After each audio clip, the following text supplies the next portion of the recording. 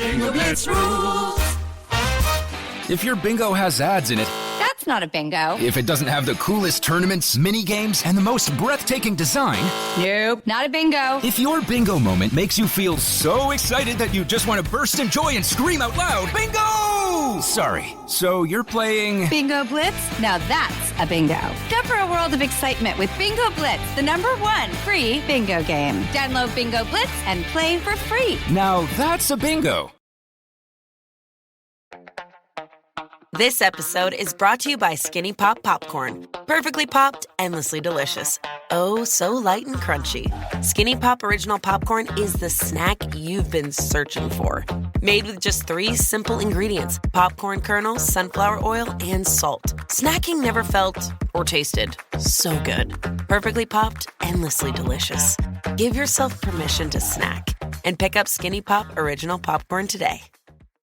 Let's hang out. Let's hang out. And let's talk about what lessons about. Let's hang out. And let's listen to 2 lesbians shout. Let's hang out. Let's hang out. Hey guys, welcome back to Les Hangout, a lesbian podcast that even straight girls love. From the East Coast, I'm Ellie Brigida. And from the West Coast, I'm Lee Holmes Foster. And welcome to episode 19, A Twist of Straight. And this will be our last episode of season 1. It's been a crazy first year for our little podcast that could, and we cannot thank you enough for listening. The support from this community has been overwhelming and keeps us going and making this podcast for you. We plan on coming back for season 2, bigger and better than ever. More of the guests you love, more of the movies you love, and more of the songs we love to write. We will be taking a quick break for the next few months, but we will be back at the beginning of September. And of course, we still want to hear from you on all of our social media accounts. Please let us know what you want to see in season 2. We're also going to be posting more consistently on our YouTube channel next year, including full episodes and more Les Essentials music videos. So make sure you subscribe at youtube.com/leshangoutpod. Some of you might remember, way back in episode 3, A Sad Straight of Affairs, we talked about the classic lesbian experience of falling for straight girls. Oof. Oh, we've all been there. Today, though, we want to talk about another experience that I think a lot of us have also had, which is having straight girls who are kind of way into lesbians. Yup. Yeah. And of course, we want to insert a little disclaimer here, like we said in our other episode about straight girls. Love you, straight girls. Sometimes too much. We obviously know sexuality is a spectrum. For the purpose of this episode, we're talking about women who identify themselves as straight. Yes. And I would also put in a heavy disclaimer of, here's an episode where Lee and Ellie are going to use anecdotal evidence to broadly generalize About straight women. to make sweeping generalizations, which we are totally aware that we are doing, but it's gonna happen. So It's gonna just happen. all buckle in for the ride. Yeah, we're gonna go for it because I'm sure a lot of you also have these same experiences. And I really wanted to talk about them in episode 3, but now we're doing it here because it was honestly There was just too much. There was too much to talk about. So. Too much. So here we go. A twist of straight. Let's talk about some straight girls again. Yes. So, like we said, we're talking about straight girls who are really into lesbians, right? Or even a specific lesbian. Yeah, even just really into one particular lesbian, which is usually me. But we all know what we're talking about, right? But if you're not, you as a queer woman have a straight friend, maybe one straight friend, that token straight girl, and, you know, they always want to go out on dates with you, and they are really interested in your sex life. And they constantly are asking you questions, so intrigued by your lifestyle. They Right. flirt a little too much. They love flirting with you. They treat you like a boyfriend. Well, treat you like a girlfriend. To them, treat you like a boyfriend. And, you know, the lines can get a little bit blurry there. So we want to talk about why we think this happens and just when and how this has happened to us. Yeah. Yeah. So one of the things that I get the most, and I feel like this is just base level, this is just like normal straight girls, okay, is that when you're the token lesbian in a room, which I try not to be. I try to surround myself with queer women every day. But But you are a professional lesbian. I'm a professional lesbian, yeah. So I was in this a cappella group. There were 10 girls who all lived in one house together, okay? And I was the only lesbian. Oof. Actually, there were a few girls who were somewhere on the spectrum, but I was very like, I'm super gay and I am dating a woman and blah, blah, blah.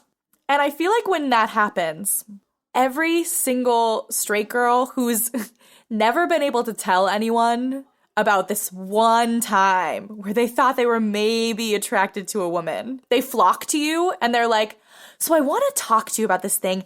Am I gay? It can start innocently, right? With like I'm straight, but I would totally make out with this actress, or like something. Mm-hmm. Like, I feel like when I was in college, it was a big thing of like, I'm totally straight, but like, who wouldn't sleep with Angelina Jolie, right? Exactly. And it's like they're trying to find some sort of common ground with you. That's opening the door. That's like the baby step. Yeah. And I think also that just comes from the fact that who wouldn't want to sleep with Angelina Jolie? As a lesbian, of course, I think women are beautiful. But I also think objectively, we as a society can just agree that women are beautiful. You know what I mean? Yes. So I think that even women who identify as straight still have some sort of curiosity or just have even entertained the idea, because why not? That's not me being like, everyone's gay, which like I think a lot of the time. That's a whole separate episode. That's a whole separate topic. But I think it is just that... A whole separate episode. Does straight exist? Yeah. Ellie chimes in. Yeah, oh God. Here's my thing on that. Derail us for a minute. If straight doesn't exist, then lesbian doesn't exist. And I really can't have lesbian not exist. You know what I mean? So true. So that's where I stand on that. I mean, especially with that awesome les shirt. I mean, you gotta have it. Exactly. But like, even still, does lesbian exist? But we're not going to go there. Where was I? Girls having girl crushes. Yes, girl crushes are a real thing. Even and perhaps especially with straight girls. Yeah, like especially with straight girls. I think even if you are straight, you can put yourself in a headspace to be like, of course I can understand being attracted to a woman. Yes. Because I love my friends who are women. A lot of my friends who are women are beautiful, and you can understand other people being attracted to them. Yeah. So you just sort of get it. But then I think like as a lesbian, straight women feel as though you are a safe space to talk about their not straight feelings. Yeah. Which is valid. Like, I want people to come to me and talk these things out, because maybe that person who identifies as straight might not be as straight as they think they are. Or they have a space to talk it out and be like, okay, yeah, I can see this maybe, but still not for me. I'm straight, And I think everyone should have that space to explore, which is maybe a selfish thing, but still. It does get into a gray area here, where I think a lot of the things that we're going to be talking about, you also see when people are sort of taking their initial steps down that coming out journey, right? And so it's hard sometimes. How do you distinguish between, are they realizing things about themselves and coming out versus they're totally straight, they're just sort of, exploring this? And I think that's the one that we're interested in today, is where does that leave things with girls who do some of these things but remain straight and identify as straight and aren't coming out. Yes. And there are a lot of them. I think the line really comes with self-identification. Yeah. And yeah, but I do think there are a lot of girls who do self-identify as straight and have some of this curiosity, right? I mean, number one, I think a lot of straight girls like kissing girls. So if we want to go there, I don't know if that's too soon to get there, but I mean, I know a lot of women who identify as straight who have kissed a woman. Sober or drunk? Or both? Mostly drunk. Yeah. Right? We definitely run into that. I think college is a breeding ground for... Yeah.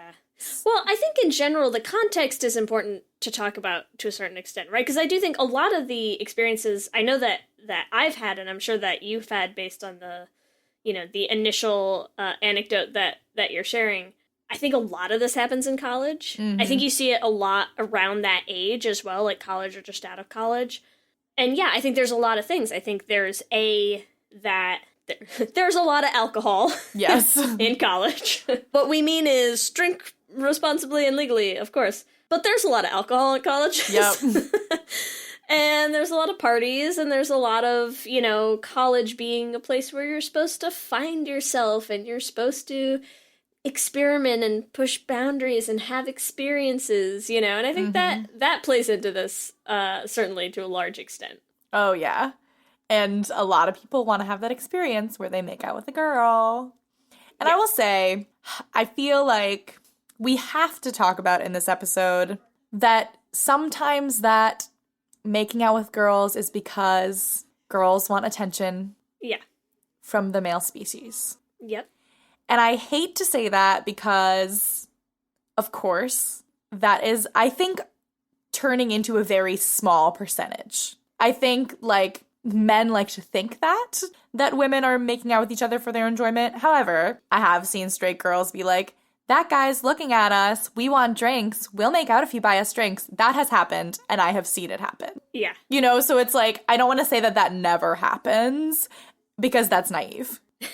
Do you know what I mean? But do you think it happens less now, or do you think you and I see it less now because we're not in that same environment anymore? It certainly had its heyday, like, when we were in college, you know, and like, because we used to run into that where we'd you know, friends would be going out to a party and they're like, oh, you know, do you want to come for, like, you know, inviting me and Kelsey when we were dating at the time? And I'm like, what part of you thinks I want to go with my girlfriend to a frat party? Yeah. Like, half drunk dudes either watching us make out or like waiting for, like, you know, waiting to watch us. I'm like, I don't. Yeah. What part of that sounds like it would be fun, you know? Yeah, no. Yeah, even the other day I was out with one of my friends and this guy was like, oh, like, he literally was like, I'll buy you a drink if you guys make out. And I was like, I'm a lesbian and, like, yeah, like, of course I would probably make out with this person. But I was like, no. Like, yeah.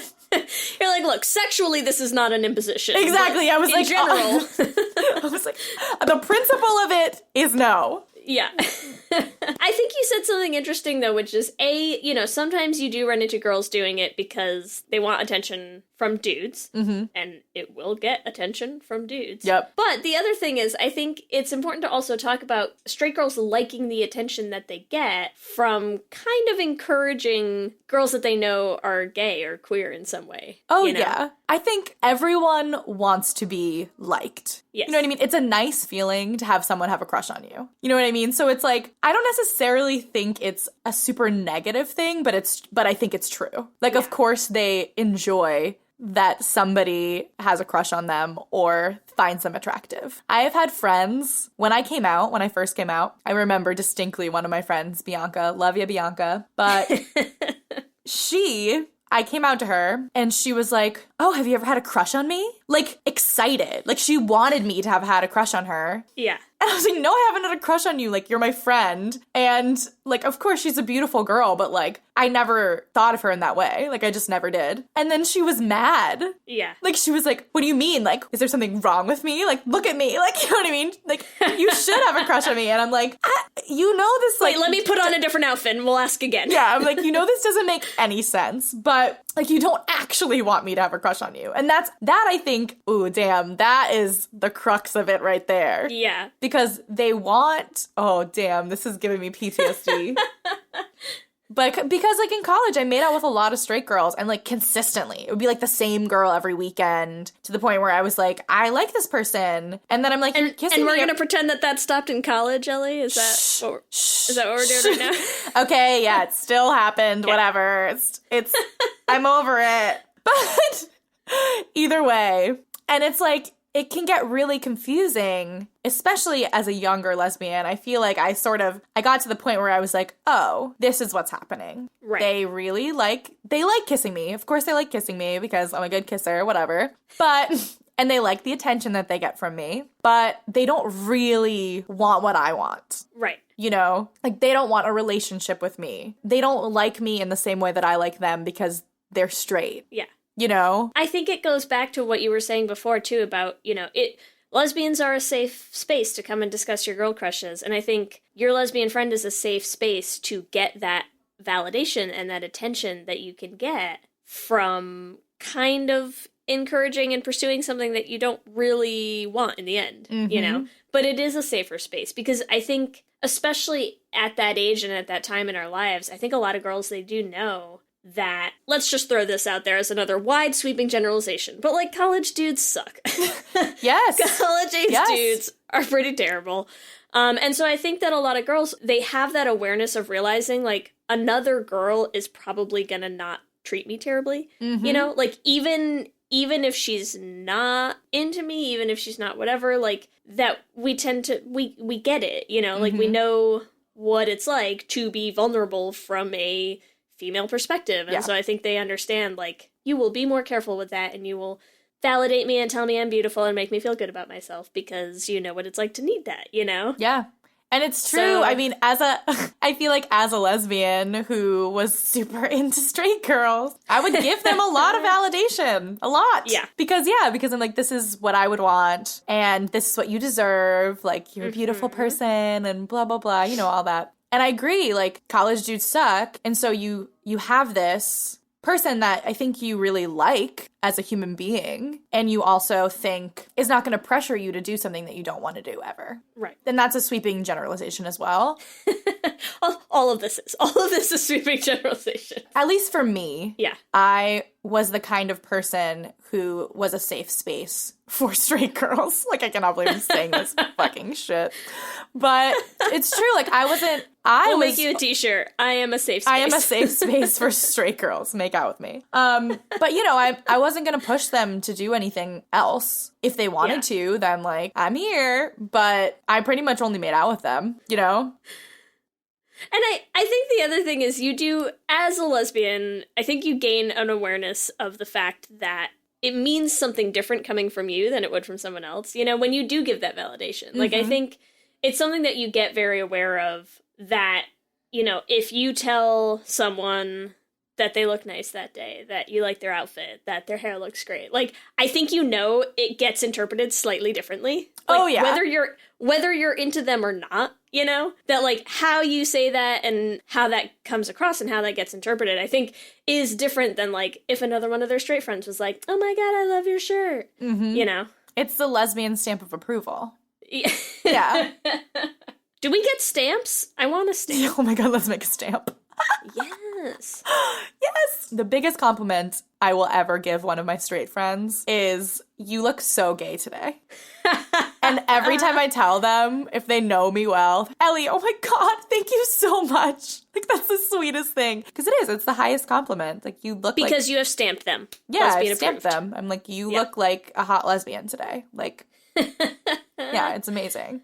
But I think it's true because in the same way that if a guy tells them, just the fact that we are attracted to women in general Right. makes them feel like they are more attractive when we give them a compliment. Yes. Yeah. I am very guilty of flirting, period. You're a sucker for the straight girls, Ellie. We know. I really am. I just really like flirting, too. That's my, like, I feel like I talk to people and I'm like, oh, damn, Ellie, you flirted with that girl again. Like, it's just, I don't know, it's just how I talk to people. So then, yeah, and then I'm flirting with straight girls and it gets me in trouble, but... But it does also lead to, I think it leads to a lot of confusion, you know, especially for lesbians who are just coming out or who are dealing with having feelings for some of those friends. Stuff like this, situations like this, it just makes it so muddy, you know? It makes things very blurry and very confusing. Yeah. And hard to read. It's hard to read that situation. How do you interpret, you know, girls who are just kind of curious and playing around with getting this extra validation versus someone who's actually curious and rethinking their identity and things like that? It gets really hard to make that call, I think. Oh, yeah, for sure. Which is why I feel like I don't. So, oh, God, I'm the worst. I was going to say, which is why I'm like, yeah, you can make out with me, figure yourself out, because I want to help you. Don't do that, Ellie. Don't do it. But you do. But I do. I know. Yeah. I can't help it. It's better now because I just surround myself with lesbians. I'm like, Ellie, do not go near a straight girl. You will get sucked into the vortex. Because lesbian group dynamics are never confusing. Oh, yeah. Yeah. I mean, it's still confusing, but in a very different way. Yeah. Yeah. So something else that I want to talk about while we're talking about the muddy waters and how do you tell what someone's motivation is, what they're looking for. Something else that I think is important to bring up here is that in a general sense, I mean, I know we've started with disclaimers. We've said that we are dealing with straight girls and especially like girls who self-identify themselves as straight. But I think it's also interesting that there has been a lot of research into female sexuality in general. Mm-hmm. And the takeaway from a lot of these studies kind of always is female sexuality is a pretty fluid thing, you know? Oh, there's a spectrum, baby. There's a spectrum, but there's a spectrum that is backed up by science, and those are my favorite kind of spectra. Yes. Because I wanted to talk about, I found an article and they were just kind of giving an overview of some studies that have been done on things like this and on female sexuality. And they said in, for example, a 2010 survey of college-aged women, which I think is a lot of what we're talking about specifically, they found that 84% have fantasized about same-sex encounters or have had a same-sex attraction. Yep. 84%. I'm really not surprised. I'm really not. That is a much higher percent than, you know, your standard queer percentage of the population. So that's an awful lot of girls who consider themselves straight, who identify as straight, but who have been attracted to women or have had, you know, had experiences with women. Because women are freaking beautiful. That's what I said at the beginning of the episode. Yeah, I mean, we're not arguing with it or anything. I think things like that. I think there was another study that they talked about where women in general are aroused by more things. Like if you show women straight porn or gay porn, or the quote said videos of copulating bonobos. What the hell? Women just get aroused by, like, any sort of sexual activity happening in front of them. I feel like that's so funny because, like, I feel like if you're talking about, like, societal stereotypes, right, you picture, like, the, like, young pubescent man who just, like, pops boners everywhere. Yeah, right. You know what I mean? But, like, if you think about it... Okay, can we just say that is probably the only time in this podcast that you're going to hear the phrase pops boners? Oh, God! I know, I'm so sorry. I'm so sorry for saying the word boner in a lesbian podcast. Well, maybe we'll bleep it out. We'll get like a oh my God, a little censor block. A little censor bleep. Oh my God, it's so amazing. But you know, but I just think it's funny because, like, in society you think of, like, men being aroused by everything. It's like they, like, see a pen, like someone's sharpening a pencil in class and, like, oh, like, you know, like, I don't know. Yeah.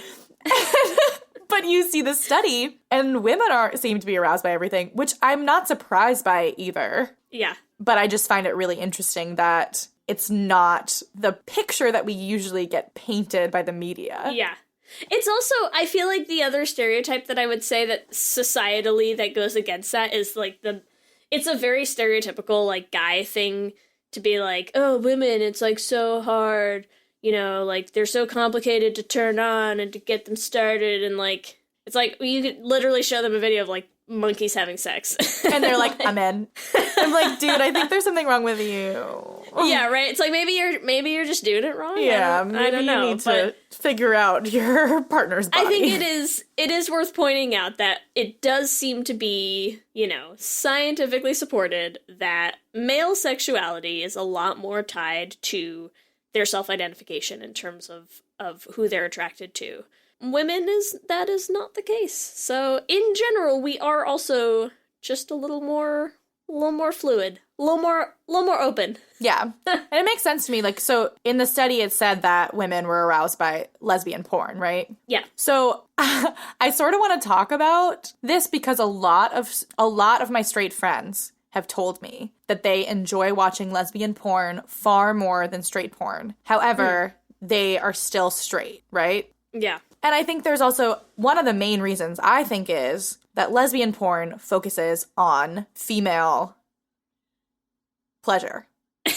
Right? Like, female heavy pause. I know, I was like, what am I trying to say here? I was like, female plays a lesbian porn in her mind, pleasure. 10 minutes later, Ellie comes back to the podcast. Yeah, 10 minutes later. Sorry, I'm just going to go watch a movie. I'll be right back. This episode is sponsored by BetterHelp.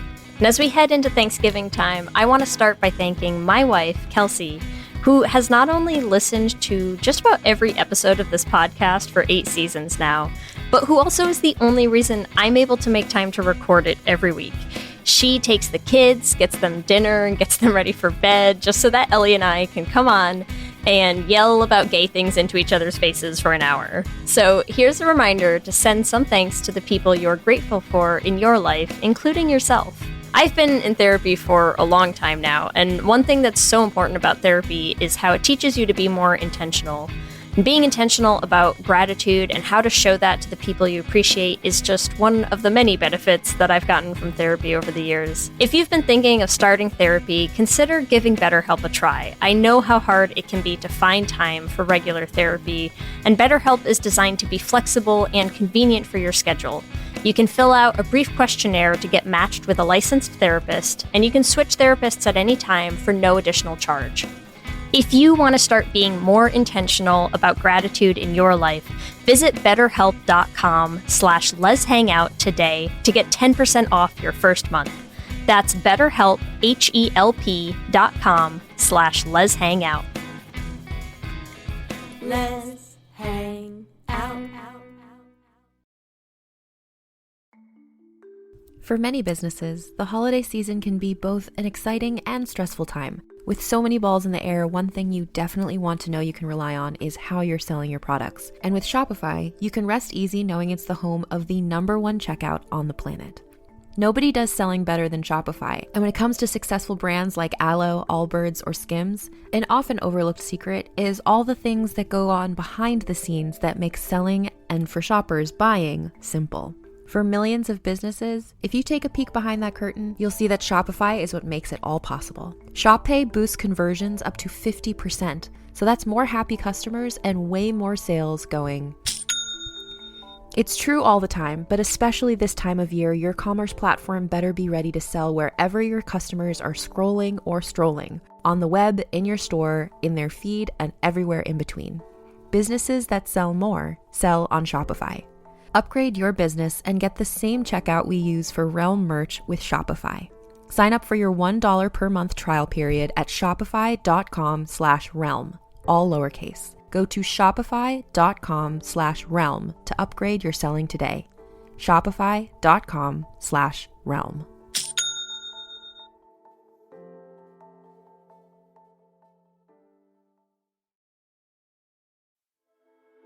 Hi, I'm Laura Cathcart-Robbins, and I am the host and creator of the podcast, Only One in the Room.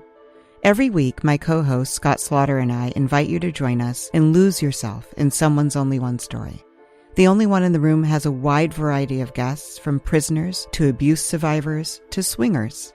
With 21 seasons and counting, we guarantee that Only One in the Room will have a story that you'll connect with. This podcast is for anyone who has ever felt alone in a room full of people, which is to say that this podcast is for everyone.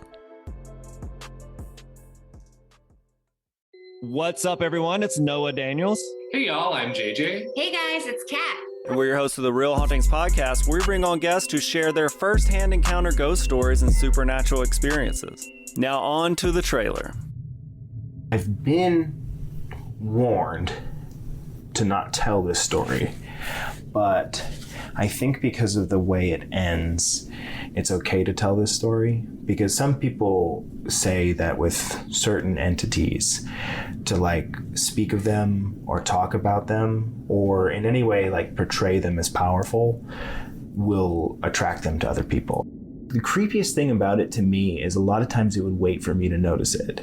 It would just lay its arm out like this, and then I'd be like, where is it? Where is it? And then I'd see it, and then it would just slither back. For more information on the Real Hauntings, Real Ghost Stories podcast, make sure you check out Real.fm to learn more about our podcast and many other amazing podcasts. But yeah, I think there is something about lesbian porn, lesbian sex that is very female-centric, obviously, because it's all about women. Yeah, why would that be? That's so interesting. I don't know about women. But I think women are attracted to that. Yeah, well, and we talked about that. What episode was it in that we talked about straight girls loving the L word? right? I don't know, I think, but yeah. I think that's the same idea. Is it's like it's all very focused on female experiences from a female perspective. Yes. And it just feels less sketchy. Mm-hmm. Yeah. I think that makes sense. Any of our straight listeners, if you watch lesbian porn, you're not gay. You could be, but you're not You could be, but it doesn't mean you have to re-question your entire life for just being turned on by things. The general takeaway, according to science, and I have many degrees in science, you guys, so I can be trusted with this. Because I read this article, I am a valid source of women just seem to be turned on by whatever. Yeah. So I also wanted to talk about this Cosmopolitan article. Of course we do. Because like of all course. good lesbians would, right? Every Of lesbian course. conversation comes back to Cosmo. That I think is sort of related to the fact that female sexuality is pretty fluid. And we sort of talked about, straight women like lesbian porn. And straight women have fantasized about same-sex relationships. But what happens when straight women actually act on those things? And so this Cosmo article, the title is Seeking a Bestie Who Loves Brunch, Netflix Binges, and Going Down on Each Other. Which some of you might remember. I mean, it didn't come out that long ago. I think it was like 2015. I may be wrong. So it was like 3 years ago. But I just found this article to be so interesting because it talks about women who completely self-identify as straight, are in happy relationships with men, or only are intending on being in relationships with men. However, they really love having sex with women. Which we're really pushing the bounds of like fluidity here. Yeah, but that's you have to be like, however you self-identify, that's how you identify. And Exactly. whatever your sexual activity, whatever, like, it's all up to you, And I do think there's this idea of like, I think I read this somewhere, of being hetero-romantic or homo-romantic. Yeah, as opposed to sexual. As opposed to heterosexual or homosexual. Yeah. Meaning that in your romantic life, so in your dating life, if you want to have a girlfriend or a boyfriend, if you're hetero-romantic, you prefer being in a relationship with someone of the opposite sex. If you're homo-romantic, you feel feelings of love and romantic feelings, and you want to be in a relationship with someone of the same sex. And so I think these women lie in that in-between of they identify as hetero-romantic. The main relationships in their lives are with someone of the opposite sex, but they might have some sort of homosexual tendencies in that they really enjoy physically being with someone of the same sex. And I don't know. I mean, this blurs the lines a lot. But it's so interesting, right? But it is really interesting, and I also think valid. Yeah. Like, number one, because I completely understand why you would enjoy having sex with women. Ellie's like, anything that explains away people wanting to sleep with women, like, yes. Yes, I'm about it. But even that other aspect of it, of exclusively wanting to have sex with women but not wanting to date women, I can understand as well. Yeah. I don't know exactly how to explain it, but it feels as though, like, you are attracted to gender roles, like, I think, or something along those lines in a relationship, which, to be fair, someone can be more masculine, more feminine, someone could be non-binary, somebody could be anywhere on the gender spectrum. This is clearly putting in things in boxes, but I think those are people who feel more comfortable in those boxes that are hetero-romantic, Yeah. It's also interesting to get at that idea that, like, relationships are about more than just sex. Yes, exactly. And I think that I'm really curious. I think it's going to be really interesting to see how this all evolves, how it's all changing. Like, there's so many things now in terms of us having more language for a lot of this, having more openness to a lot of this. I think seeing a lot more acceptance of things being fluid, people existing on a spectrum. I think, especially with stuff like this, I'm curious how that plays out with, like, poly relationships being more prevalent and more accepted these days. Like, there's just so much there. Like, realistically, sexuality, attraction, relationships, like, it's all kind of complicated, crunchy stuff that I think we've been putting into like very simple boxes for a really long time. Mm-hmm. And yeah, it is. I'm really curious to see how that pans out. Yeah, for sure. Yeah, it's very. We're looking at you, youths. Yeah. Bring us the future. We want to see what it is. We're so fascinated. Let's just all love everyone. Except not me. I will never love a man, so. It's fine. I just love being a lesbian. I really do. All right, now that I'm hot and bothered. Okay. There's another thing that I wanted to talk about that isn't really tied to sex at all. Okay. It's an experience that I've had with straight women, even straight women that I haven't necessarily been attracted to, like even straight women that I haven't had crushes on. And it's this idea of, I think, as a lesbian, being put in the position of a stand-in boyfriend. Oh, yeah, absolutely. That I don't necessarily always hate. Do you know what I mean? Like, not in... Yeah. There's just this idea, like, if I have single straight girlfriends, right? And then they're like, oh, like, let's go to the movies. Like, let's go on a date. You know what I mean? Like, let's, like, go out and do all these things together. Just the two of us. You know, like, why don't you be my emotional support, my, like, partner in everything? Let's, like, cuddle, watch Netflix. You know what I mean? Like, basically be in a relationship. Go shopping, hold my purse, tell me what I look good in. Exactly. Yes. And that's the thing. A lot of the times, I mean, that is sort of female friendship in general. Yeah, but it's different. I know what you mean. It is different as a lesbian, but I think it's felt the most different when I've actually had a crush on this person. Do you know what I mean? So it's like, I don't even necessarily think we're doing anything different than I would do with another friend. It just feels different because I have feelings for that person. But that's where, like, we have these lines that get blurred. I do think that sometimes straight girls who use a lesbian as their stand-in boyfriend get used to that, you know, really like having that person who every single Thursday night, like, we're watching Netflix, you know, like, this happened to me in college in particular, where I had this one friend and I had a huge crush on her. Like, huge. And so we would spend all of our time together. Her dorm room was, like, next to mine. So she would just come into my dorm room and be like, it's, like, whatever night. Like, let's go to this party together. Let's go to the movies. Like, let's go out to dinner. Let's do all these datey kind of things. To the point where when I actually got a girlfriend, she was ridiculously jealous. Like, crazy jealous. You know? And so it's like... And it honestly was because, like, I was her girlfriend. Even though she was straight. Even though she was straight. Yep. You know, like, yep. Every part of a relationship besides the sexual parts, we were in a relationship. Yeah. You know, and so then when I actually got a girlfriend and I was going to the movies with my girlfriend, going on dates with her, and she had all these feelings of, like, wait, now we're not going on dates? You know, now we're not doing all of these one-on-one things that you now are doing with someone that you also are sleeping with, you know? Yep. And I think that's a pretty common experience. Yeah, I'm gonna assume that is a pretty shared experience with a lot of queer women. Mm-hmm. I liked being her girlfriend, you know, like her stand-in boyfriend. I liked it. I wanted to spend time with her. I wanted to, like, snuggle in her bed and watch Netflix. I wanted to do all these, you know, all these datey things. But then when the opportunity arises to have an actual relationship... Exactly. I'm like, well, I gotta take the actual relationship because it's obviously giving me a lot more well-rounded satisfaction.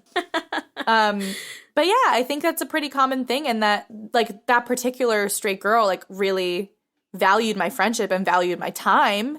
Yeah.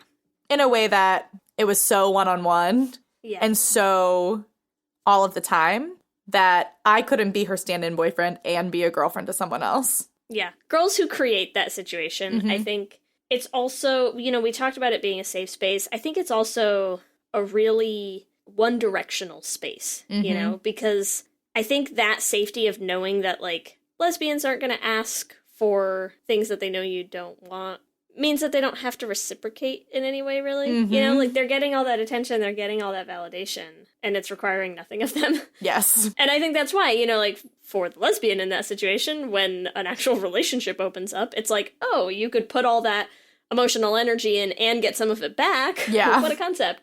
And have someone who's, like, physically into you. Yeah. Great. But I think it is, you know, it's very safe, and I think it's also very... rewarding is not the right word, but I'm blanking on a better one. But, I think they get a lot out of that.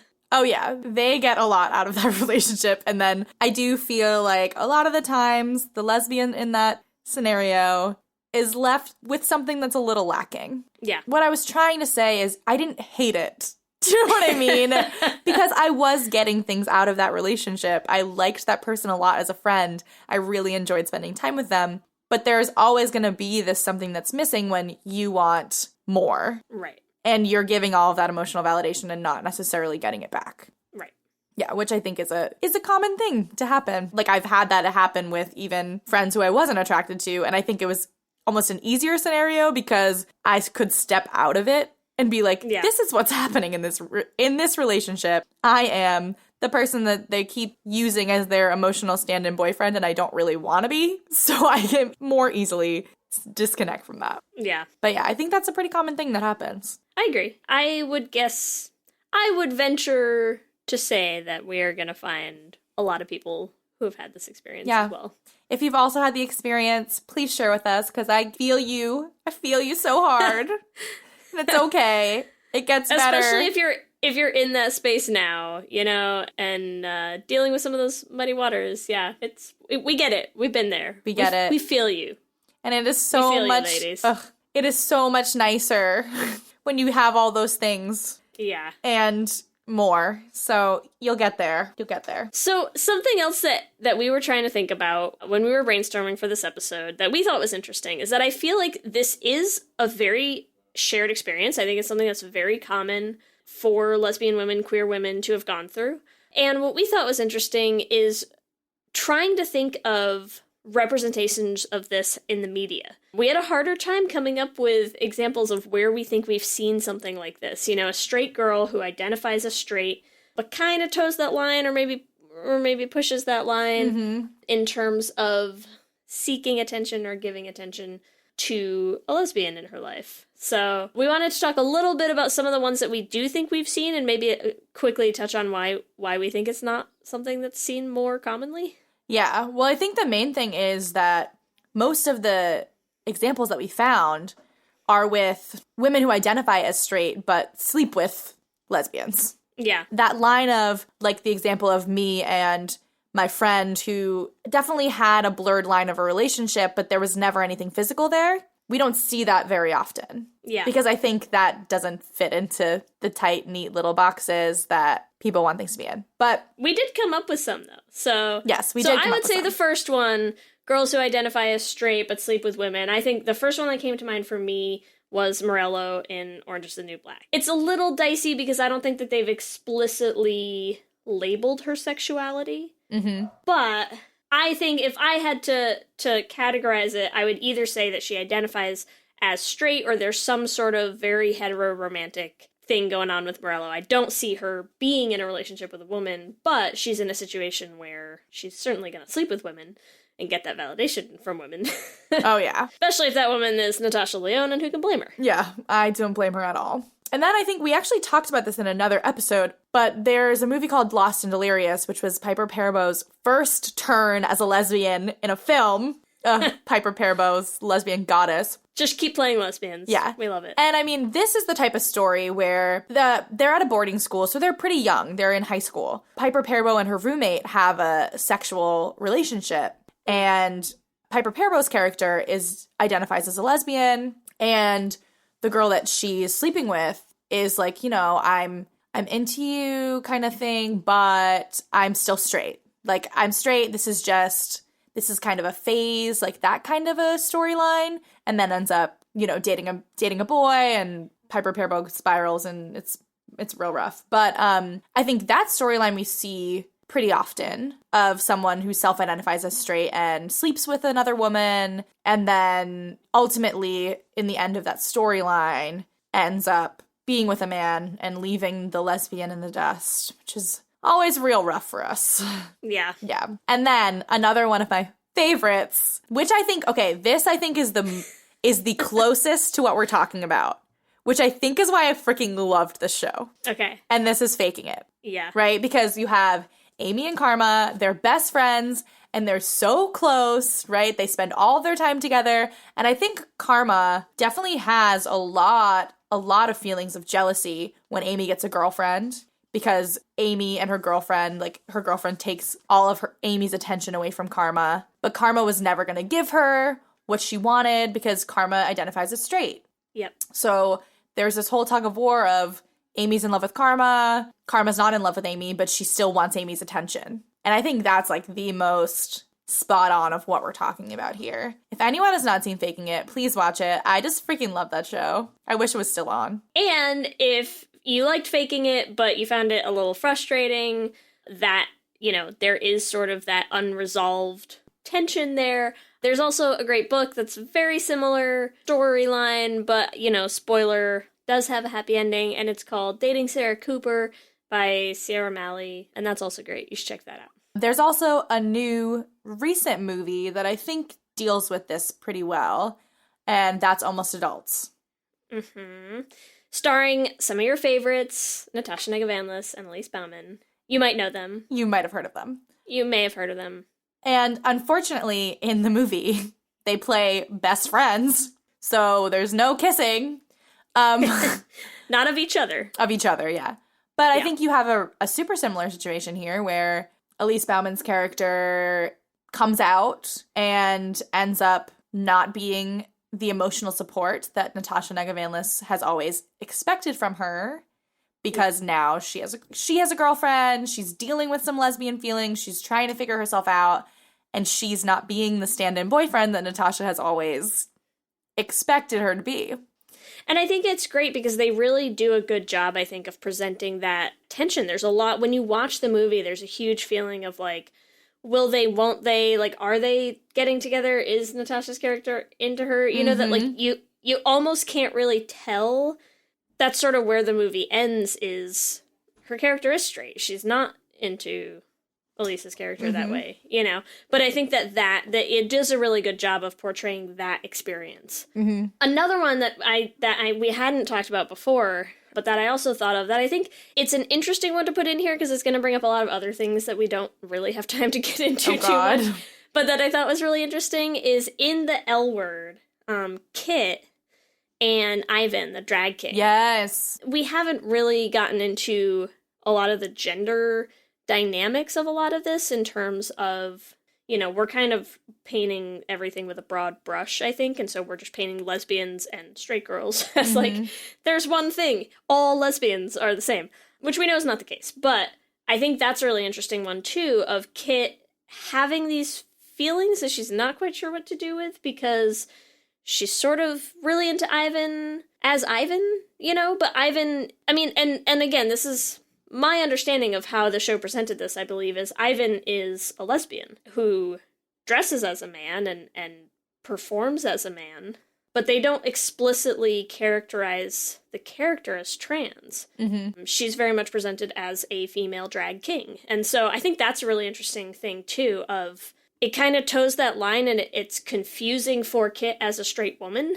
Yes. You know, to figure out if they can, you know, can that work? Can they make it work? Mm-hmm. She's attracted to her, but she's attracted to her kind of as a him when she's performing. And anyways, I just thought that was an interesting one as well, in terms of places where you might have seen something like this. But if anyone wants to make something similar, I feel like this is unexplored territory that I would love to see explored more often, because I think it's a very shared experience. Yeah, it is a real experience, and it's not one that you see a lot, and I think, you know, it is something that I think, because you don't see it, I think gets confusing for lesbians or for queer women who find themselves in that situation sometimes.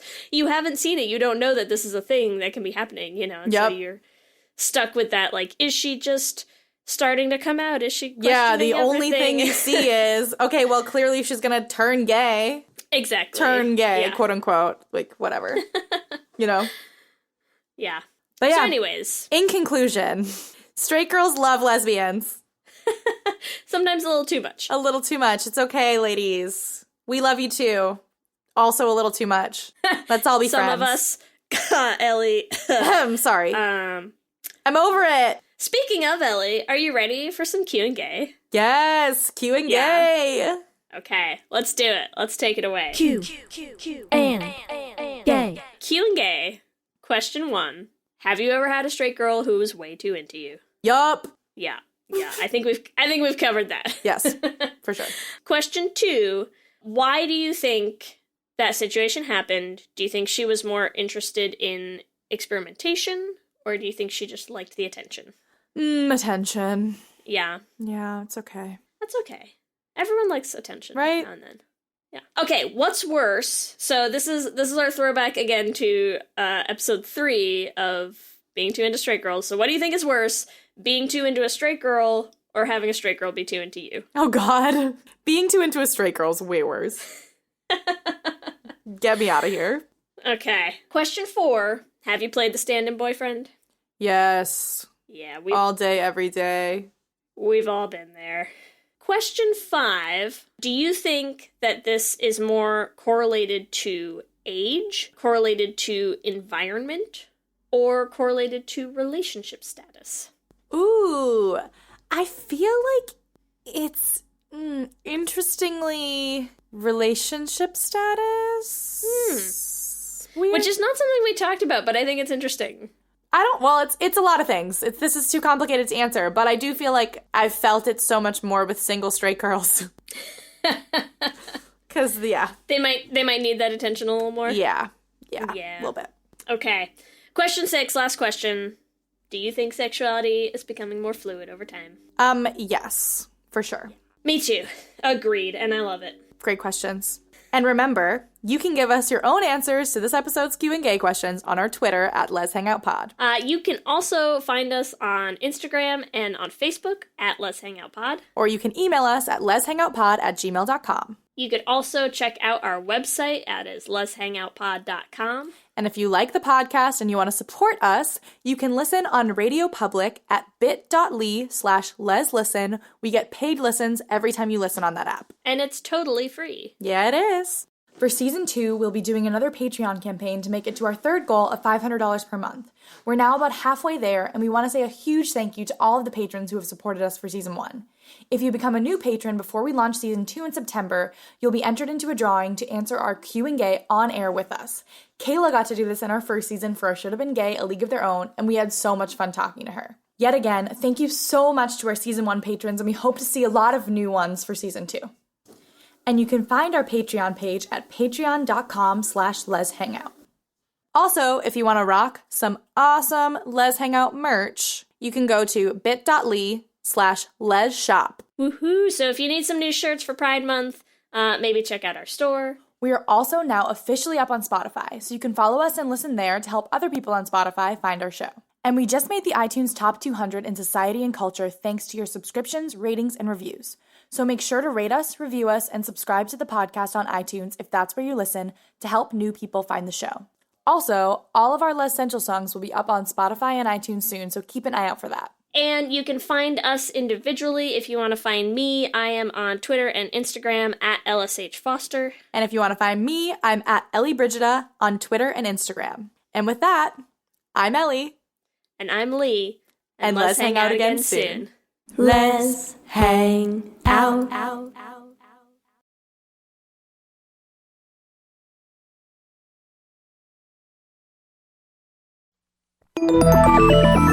Listening to a podcast should be time well spent, and I promise it will be if you'll give this podcast a try. It's called Something You Should Know. I'm the host, Mike Carruthers, and in every episode, I talk with leading experts on topics I know you will find fascinating. From why people can't keep secrets, what your favorite music says about you, why your pet acts in strange ways, and so much more.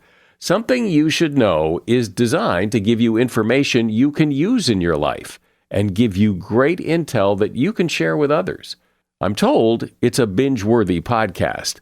And with over 1,000 episodes, there's a lot to binge on. Something You Should Know has been ranked in the top of the Apple Podcast charts consistently for a long time. I know you're going to like this. I just need to get you to try it. Something You Should Know. It's available wherever you listen to podcasts.